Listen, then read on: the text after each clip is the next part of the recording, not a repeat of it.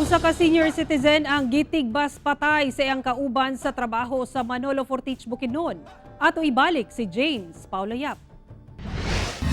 Dead on arrival sa ospital, ang 60 anyos nga si Elmo Sinuntaw, human gitigbas sa iyang kauban sa trabaho sa usa ka farm sa Purok 1, Barangay Santo Niño, Manolo Fortich, Bukidnon.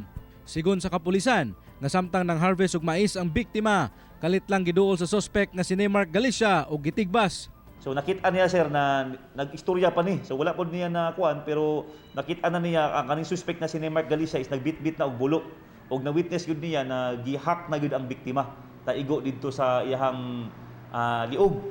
Apan gibarugan sa suspect nga igo lamang kuno siya nagdepensa sa iyang kaugalingon tungod makadaghan na kuno siyang gibaharan nga patyon sa biktima. Wala ko nagmahay nga ako siyang napatay.